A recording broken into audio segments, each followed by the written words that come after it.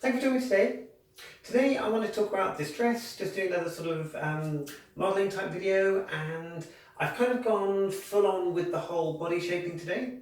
So rather than just doing what I sometimes do, which is generally just put on a bra on top and not too much else, I kind of tend to rely on having I'm quite tall in terms of physique. I'm about 5'11" outside of my heels, and I tend to rely on the fact that I do my running to keep my waist down, but I don't ever get anything that approaches a sort of hourglass figure.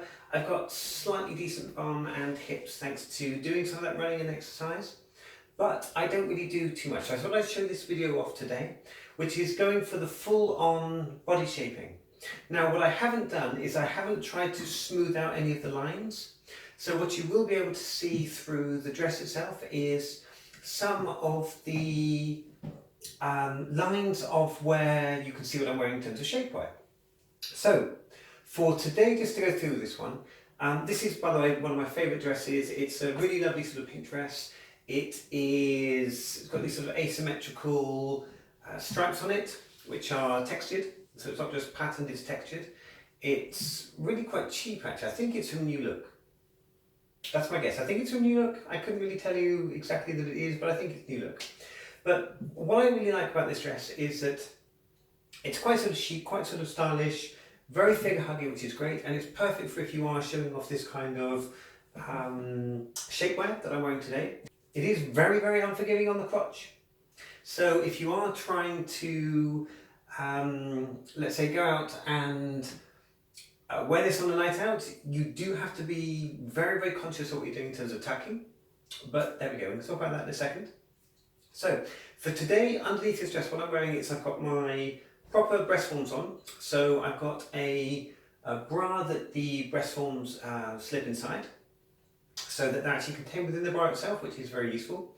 They're nice sort of cynical ones. I'm using the triangular shaped ones today. I have a oval pair as well, but the triangular shaped ones I find for me give me a slightly better fit.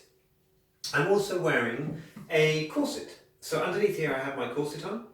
Now the corset itself, which you'll be able to see from some of the impressions of the eyes that are here, this kind of dress, because it has these asymmetrical patterns on it, it does do a bit of a job at hiding these things. If you're wearing something that's just a sheer flat fabric, that is going to show up the eyes in the corset itself. So to give myself the waist and pull the waist in, I've gone for a corset today. Now this is a corset that I'm sort of using for a little bit of training.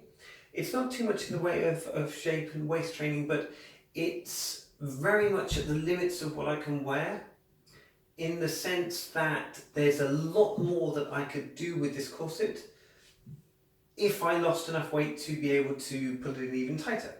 So I've got a corset that it's 26 inches. Okay, so you're looking at a 4-inch waist reduction, and I've got a lot more that I can do with this, so I can get this down a lot further. This is a 26-inch waist corset, so it's actually going to do quite a lot to pull my shape in, and if I do lose weight, then I will very much be able to deal with this one in the future. So in terms of the corset style itself, I have another corset which is basically exactly the same, and this one's a little bit bigger. So this is one I wore when I was slightly larger, and it's now to the point where if I fully tighten up this corset, I have nowhere further to go with it. I'll achieve a figure that isn't as good as this one, but yeah, there's nowhere more I can tighten it because I'm kind of at the limit on it. And it's a 30-inch corset, and it's this one here. So to show you the type of corset that I wear, this is a 5 eyelet corset. So it's got 5 eyelets that clip together at the front. So this goes around your back, basically like so. Goes around your back, and it fastens with the eyelets in the front. So you'll basically clip these in. Like so, nice little catch system, and this will then be your corset.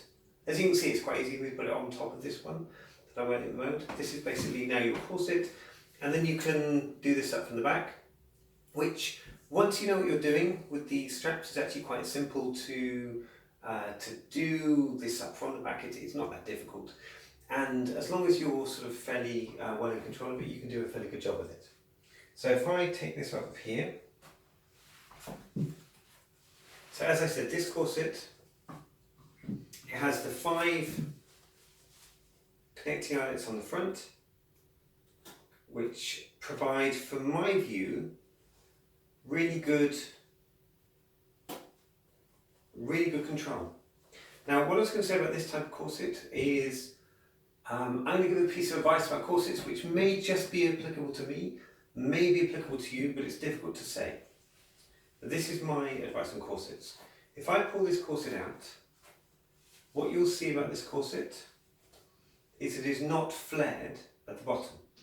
If you go shopping for corsets online, you'll find a lot of waist cinches which typically have about 3 eyelets in the front.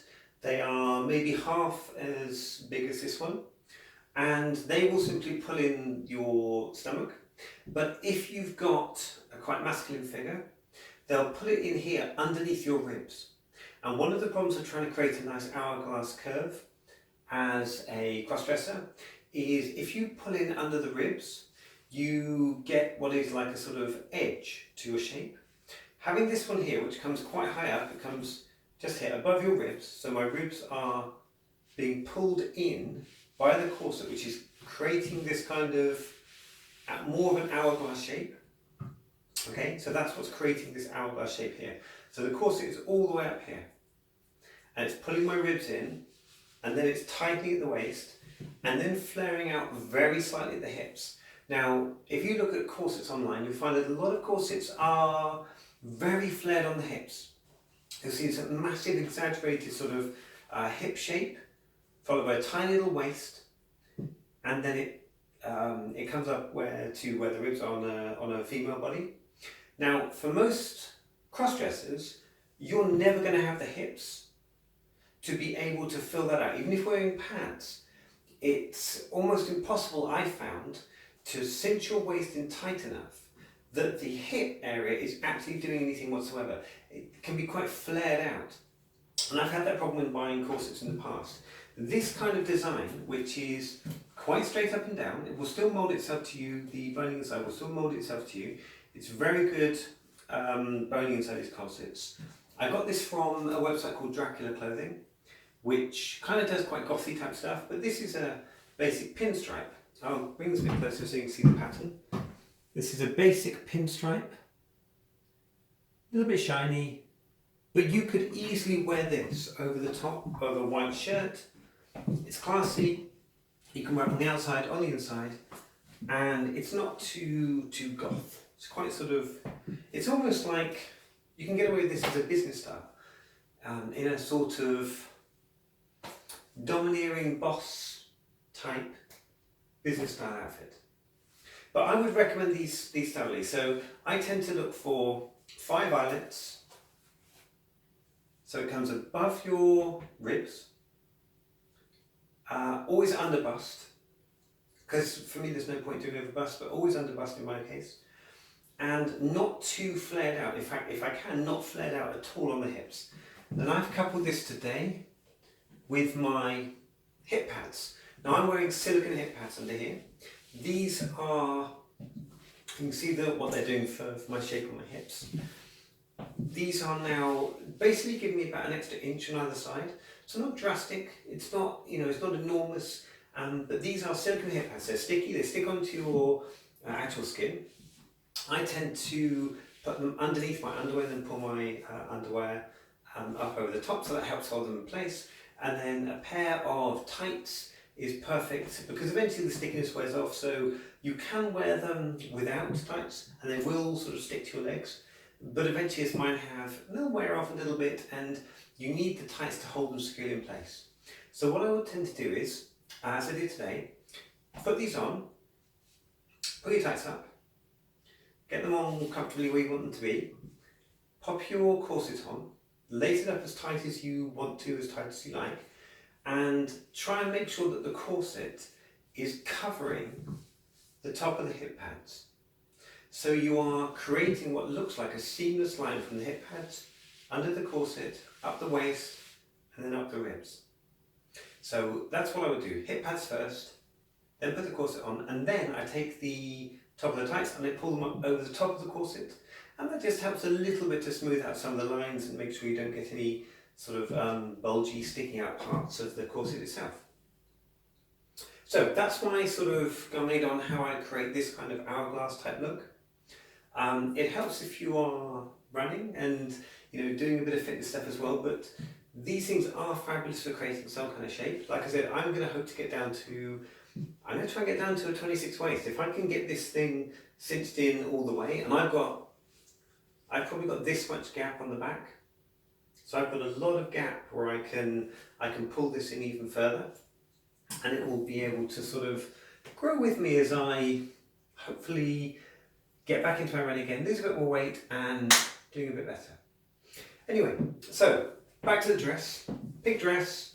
If you can see from the back here, when you put the corset on, you might get a bit of bunching here, which is from the actual bow at the back that I've done here.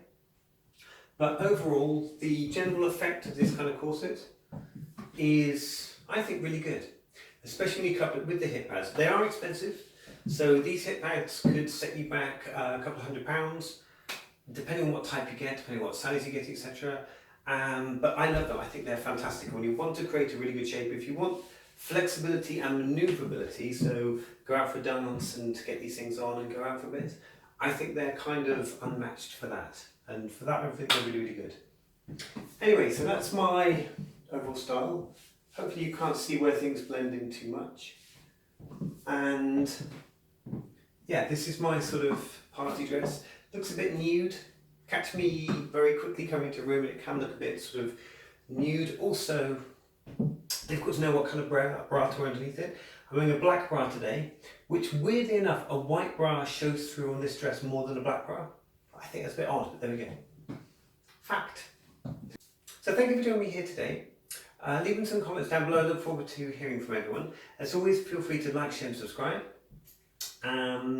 If anyone wants to get in contact with me, you can do that through Facebook at Juliette Noir blog, or through my email, which is juliettesnoir@gmail.com. Okay, I look forward to talking to you again soon, and bye! Bye!